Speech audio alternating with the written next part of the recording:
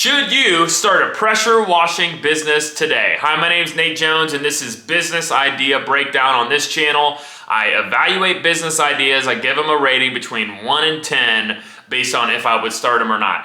For this business, I'm going through my normal 6 things. Is it scalable? Is it profitable? Is it easy to start? Does it cost you a lot of time? I go through some challenges, and at the end, I talk about the most important thing, which is, can you sell that business? Because you're building equity in a business, make sure you're building a business that you can sell, because it's important that you get that exit when you're ready to give it up. Okay, pressure washing business. My initial thought of this business is in the home services category, which is basically your residential. I mean, there's some commercial side of it, but I would say most people do residential. And my initial thought is it's going to be pretty profitable because most home services businesses are pretty profitable. Okay, let's go through this. Number 1, is it scalable? Is a pressure washing business scalable? When I was thinking about this and talking through with my wife, I was saying, hey, if you were to start a pressure washing business, is it easily scalable? And I initially was like, yeah, I think it's pretty scalable. And then she said, hey, I don't think so. I don't think it's that scalable, because every time you multiply, right? As a sole proprietor, when you first start your business, it's just you, right? So you have your equipment, but when you hire somebody, you need to give them another set of equipment, right?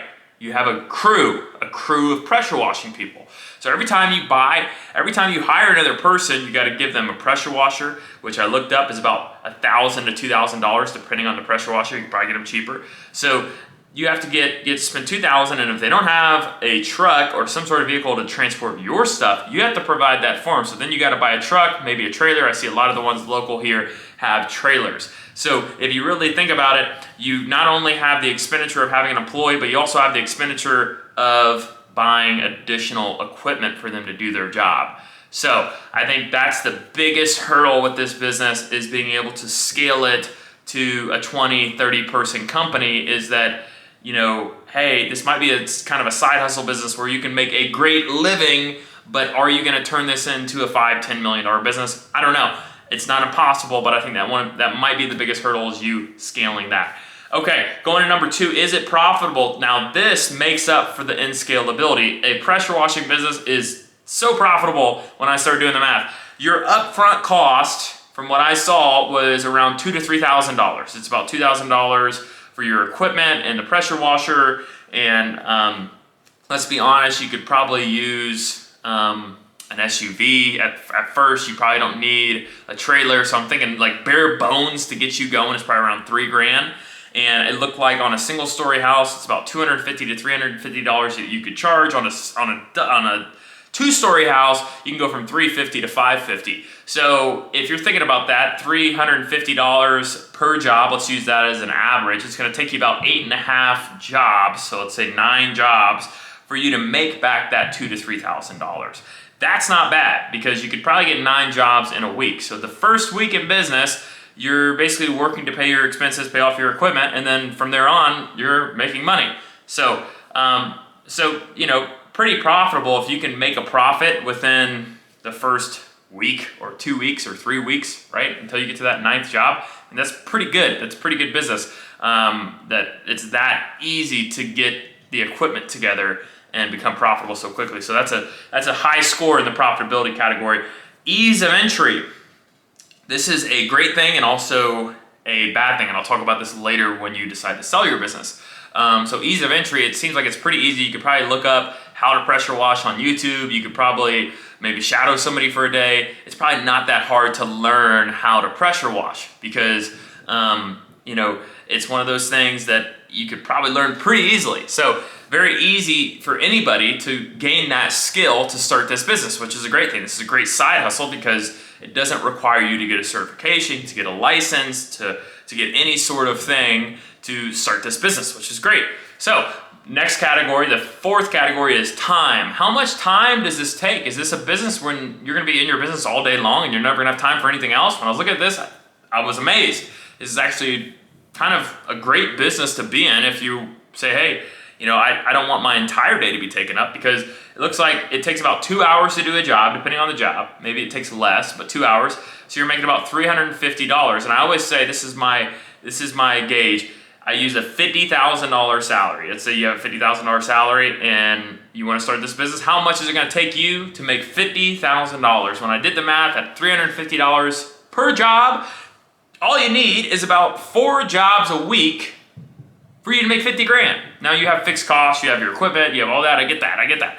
But let's say for you to net 50 grand, it's probably going to take you about 5 or 6 jobs a week. So, that's not bad. 5 to 6 jobs a week, 2 hours a day, 2 hours a job, sorry. So 5 times 2 is 10 hours, 10, 15 hours. Maybe if you're driving, maybe 20 hours. You can net 50 grand versus working 40 hours for somebody else.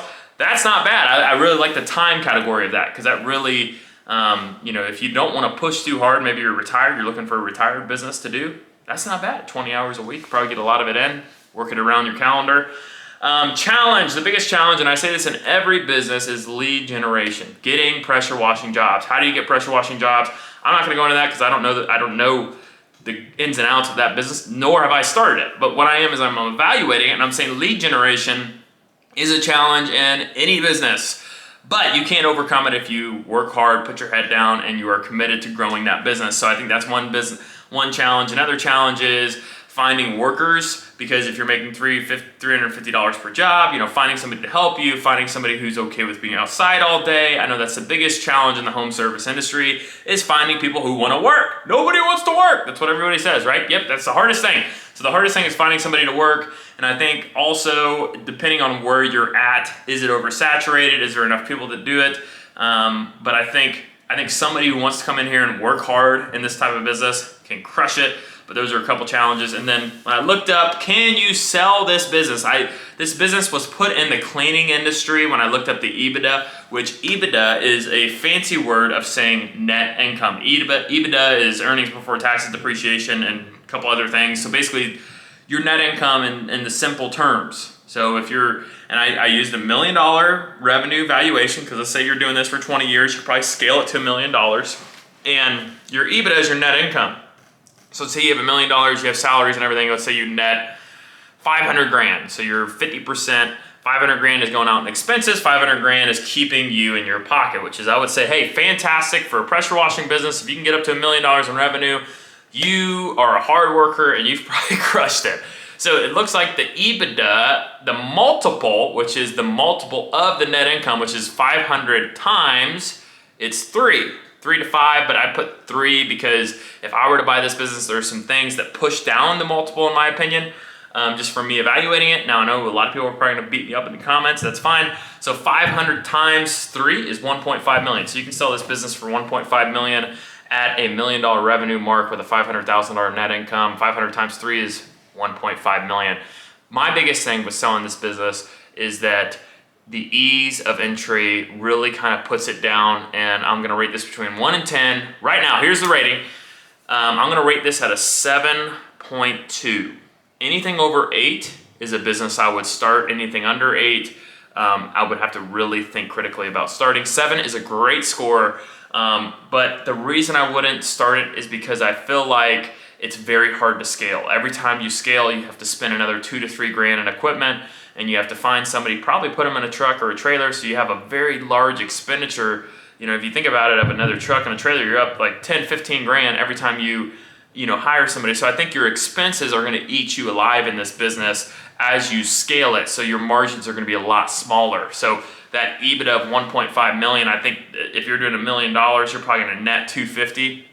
So if you're netting 250, I think you're going to be at a 3 times multiple, so you're going to move about 600,000. I would think critically about starting this or buying a business like this, because I think it really does kind of, the value of it is the client base. So if the client base is really good, I would buy this business. If the client base is very transactional, I wouldn't buy it. It would have to be something that I transition to. That being said, anything under 8, between 7 and 8, it's a great business to start, but in my opinion, I would be hesitant about it because I want to make sure that I'm in a business that I can sell and that also I can scale. The inability to scale this, which maybe you don't want to scale, that's fine. I just would want to get in a business that I can scale, so to me, that's why it's under 8. So comment below, is there anything I missed or misconstrued about the pressure washing industry? Would be happy to talk with you about it. Comment and subscribe. I have other videos on my channel evaluating businesses. Thanks, bye.